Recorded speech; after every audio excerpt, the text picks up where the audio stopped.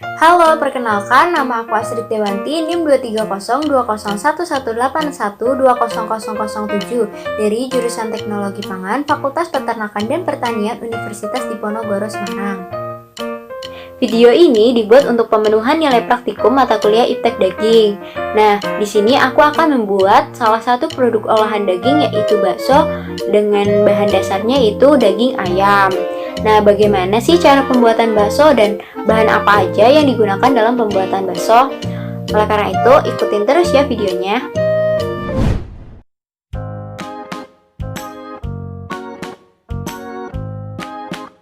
Pertama-tama, masukkan daging giling ke dalam chopper, kemudian diaduk sebentar.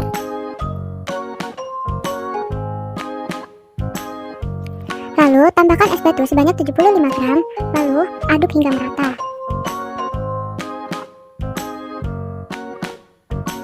Setelah itu, masukkan semua bumbu-bumbu seperti bawang putih, bawang merah, garam, merica bubuk, kaldu ayam, dan baking powder. Kemudian diaduk hingga tercampur merata. Setelah semua bumbu tercampur merata dengan adonan, lalu masukkan putih telur ke dalam chopper. Lalu aduk hingga merata. Kemudian masukkan 4 sendok makan tepung tapioka ke dalam chopper.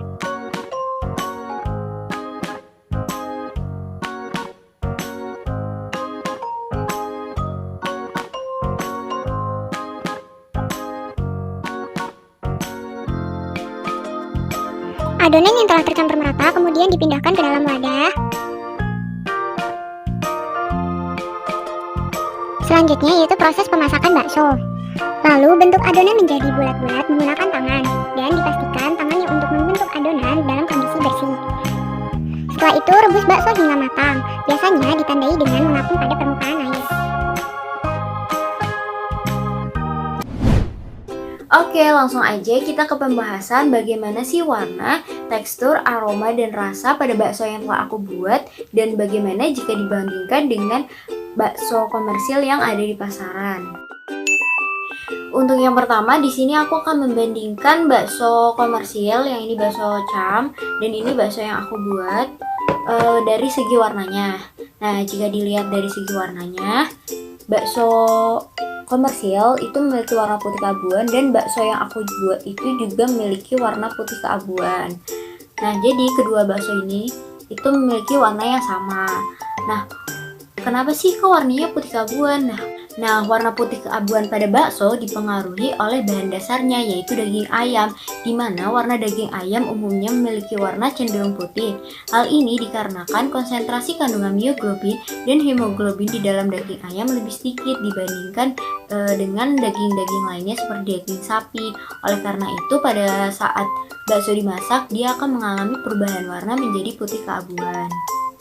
Hal ini sesuai dengan pendapat Hairunisa et al. 2016 yang menyatakan bahwa daging unggas memiliki warna daging yang putih karena kandungan mioglobin yang terkandung di dalam daging lebih sedikit dibandingkan daging sapi. Karena itu, daging unggas tidak semerah daging sapi. Putih keabuan pada bakso juga disebabkan karena kandungan mioglobin pada daging ayam terdenaturasi ketika bakso dimasak yang menyebabkan warna daging bakso menjadi keabu-abuan serta terjadi reaksi Maillard antara protein daging dengan gula reduksi pada tepung. Hal ini sesuai dengan pendapat Atma 2015 yang menyatakan bahwa warna daging ketika dimasak biasanya berwarna abu-abu.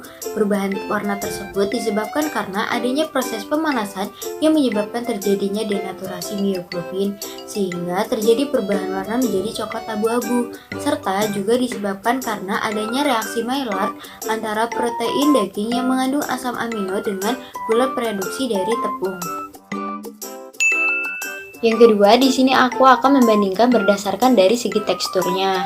Nah, untuk tekstur dari bakso cam, dia itu memiliki tekstur yang kenyal. Nah, untuk bakso yang aku buat, dia juga memiliki tekstur yang kenyal. Namun, perbedaan dari kedua bakso ini, bakso cam itu memiliki tekstur yang lebih kenyal dibandingkan bakso yang udah aku buat. Nah, perbedaan dari kedua bakso ini itu disebabkan karena pada pembuatan bakso komersil itu ada penambahan penstabil fosfat, di mana penstabil fosfat ini biasa digunakan dalam pembuatan bakso untuk membuat tekstur bakso itu lebih kenyal. STPP ini paling efektif dalam meningkatkan kemampuan mengikat air pada produk olahan daging, sehingga bakso yang dihasilkan akan lebih kenyal. Menurut Susilo et al. 2011 bahwa STPP dalam pembuatan bakso digunakan untuk meningkatkan kapasitas memegang air. Pengaruh tersebut disebabkan pH yang meningkat. Nah, STPP ini dapat meningkatkan pH daging sehingga pH tidak lagi mendekati titik isoelektrik protein, sehingga dapat membebaskan molekul protein di mana protein ini berfungsi sebagai pengikat air karena memiliki gugus hidrofilik. Nah, selain itu, kekenyalan bakso juga dipengaruhi oleh kadar protein daging. Hal ini disebabkan karena kadar protein yang tinggi pada daging ayam akan menyebabkan bakso semakin kenyal, dikarenakan protein itu berfungsi sebagai bahan pengikat hancuran daging selama proses pemasakan, membentuk struktur yang kompak, dan juga berfungsi sebagai pengemulsi, karena protein itu memiliki gugus hidrofilik dan hidrofobik sehingga dapat mengikat air dan dia itu dapat mengikat lemak dengan baik. Menurut Fatima et al. 2013 bahwa daging ayam memiliki struktur protein miofibril, terutama miosin dan aktin, yang dapat mengemulsi lemak dan air dengan sempurna. Hal ini juga didukung oleh Tiven dan Verman 2011 bahwa kandungan jaringan ikat dan protein ayam yang relatif tinggi memiliki kemampuan sebagai pengemulsi lemak dan air yang lebih besar sehingga dapat meningkatkan kekenyalan bakso yang dihasilkan. Tak hanya kadar protein daging saja yang dapat mempengaruhi kekenyalan bakso, tetapi juga penambahan filler yaitu tepung tapioka juga dapat mempengaruhi kekenyalan pada bakso. Adanya penambahan tepung tapioka sebagai filler dapat membuat bakso menjadi lebih kenyal. Hal ini berhubungan dengan kemampuan molekul pati, terutama amilopektin, sangat berperan dalam pembentukan gel ketika dipanaskan, sehingga dapat membentuk produk yang lekat dan kenyal. Hal ini sesuai dengan pendapat Montolalu et al. 2013 yang menyatakan bahwa penambahan tepung tapioka sebagai bahan pengisi pembuatan bakso digunakan karena kandungan amilopektinnya dapat membentuk gel yang kenyal dan liat apabila dipanaskan. Nah, jika berdasarkan dari tingkat keempukannya, dari kedua bakso ini sama-sama memiliki tingkat keempukan yang pas, yaitu tidak terlalu keras dan juga tidak terlalu lembek. Keempukan pada bakso itu disebabkan karena jumlah tepung yang ditambahkan tidak terlalu banyak dan tidak pula terlalu sedikit. Penambahan tepung yang terlalu banyak dapat meningkatkan kekerasan pada bakso. Hal ini sesuai dengan pendapat Pratiwi et al. 2016 yang menyatakan bahwa kandungan pati yang semakin tinggi menyebabkan gel yang terbentuk selama pemanasan juga semakin banyak dan meningkatkan kekerasan pada produk. Hal ini karena struktur matriks pati yang lebih rapat dibandingkan protein sehingga struktur pati sulit untuk pecah dan akibatnya bakso dengan pati yang lebih banyak membutuhkan kekuatan yang lebih besar untuk memecah struktur pati. Menurut Rosita et al. 2015 bahwa sedikit tepung yang ditambahkan ke dalam adonan bakso, maka kadar air yang ada di dalam produk akan semakin tinggi, serta kadar protein yang ada di dalam produk olahan dapat mengikat air sehingga keempukan akan semakin meningkat. Nah, kekenyalan pada bakso juga dapat dipengaruhi oleh penambahan putih telur dalam pembuatan bakso, karena putih telur itu dapat berfungsi sebagai bahan pengikat, di mana kandungan protein yang tinggi pada putih telur dapat meningkatkan daya mengikat air, serta daya mengemulsikan lemak. Hal ini sesuai dengan pendapat Rusli et al. 2018 yang menyatakan bahwa putih telur merupakan bahan pengikat yang umum digunakan dalam pembuatan bakso, dikarenakan putih telur mengandung jumlah protein yang tinggi yang dapat mengikat air dan lemak, dan apabila kalau dipanaskan akan menggumpal, membentuk gel dan mengompakkan daging. Penambahan es batu saat pembuatan bakso juga akan mempengaruhi tekstur dari bakso, karena fungsi es batu ini untuk membantu terbentuknya tekstur bakso dan menjaga suhu adonan tetap rendah agar protein daging itu tidak terdenaturasi selama proses penggilingan. Hal ini sesuai dengan pendapat Palupi et al. 2019 yang menyatakan bahwa tujuan ditambahkannya es dalam pembuatan bakso adalah untuk mempertahankan suhu tetap rendah sehingga protein daging itu tidak terdenaturasi akibat gerakan mesin penggiling. Nah, yang ketiga di sini aku akan membandingkan berdasarkan dari segi aromanya.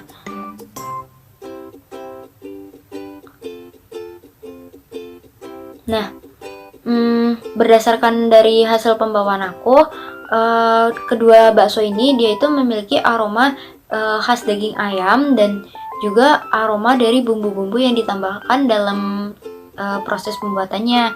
Karena faktor yang mempengaruhi aroma bakso itu sendiri adalah aroma dari daging ayam dan bumbu-bumbu yang ditambahkan selama processing seperti merica, bawang putih, bawang merah, kaldu ayam, dan lainnya sehingga membentuk aroma yang khas. Menurut Novita dan Pangesti 2014 bahwa aroma juga dipengaruhi oleh adanya senyawa volatil serta uap air yang terlepas selama proses pemasakan. Contohnya seperti bawang putih yang mempunyai aroma kuat karena terdapat minyak volatil yang mengandung komponen sulfur.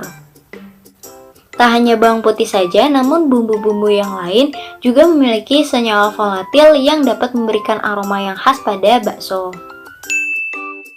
Nah, yang ketiga di sini aku akan membandingkan berdasarkan dari segi rasanya. Pertama, aku akan mencoba dari bakso cam dulu.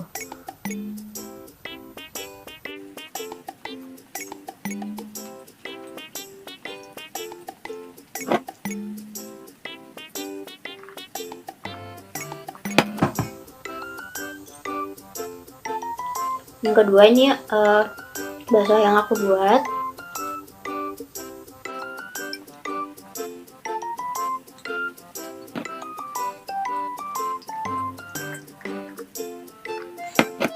Nah, berdasarkan dari segi rasanya yang tadi aku rasain itu bakso cam itu memiliki rasa yang lebih gurih dibandingkan bakso yang udah aku buat. Sedangkan bakso yang aku buat dia itu lebih rasanya ke bumbu-bumbu atau rempah-rempah yang ditambahkan selama proses pembuatan bakso.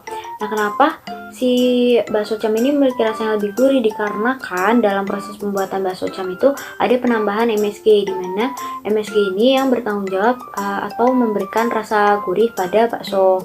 Nah, menurut Karim et al. 2014 bahwa MSG itu merupakan bahan penyedap rasa yang mengandung asam glutamat atau asam-asam amino sehingga dapat memberikan rasa gurih atau umami pada produk. Rasa bakso yang dihasilkan juga dipengaruhi oleh adanya penambahan bumbu-bumbu saat proses pembuatan bakso seperti adanya penambahan garam, merica, terus bawang putih, bawang merah, serta flavor dari daging itu sendiri sehingga timbul rasa yang utuh. Menurut Kurnia 2018 bahwa rasa dan aroma pedas merica itu disebabkan karena di dalam merica terdapat zat piperin dan piperanin serta cavicia dengan alkaloida yang bertanggung jawab terhadap rasa pedas dan bau merica. Penambahan bawang putih di sini juga berfungsi sebagai penambah aroma dan untuk meningkatkan cita rasa dari bakso. Menurut Nurwantoro et al. 2012 bahwa bawang putih itu mengandung senyawa alisin yang merupakan senyawa derivat sulfur yang memberikan aroma atau bau yang khas pada bawang putih. Bakso ayam merupakan salah satu makanan sumber protein hewani karena terbuat dari daging ayam. Nah, daging ayam itu sendiri mengandung protein yang cukup tinggi. Protein merupakan komponen penting dari makanan untuk mencukupi kebutuhan manusia. Menurut Munasir et al. 2018 bahwa protein di dalam tubuh manusia berfungsi untuk penggantian jaringan, pasokan energi, dan makromolekul serbaguna seperti sebagai katalis, transportasi berbagai molekul lain seperti oksigen, sebagai kekebalan tubuh, dan menghantarkan impuls saraf. Mungkin ini saja yang bisa aku sampaikan. Kurang lebihnya mohon maaf bila ada kesalahan dalam proses penyampaian materinya. Dan semoga video ini bisa bermanfaat untuk kalian semua.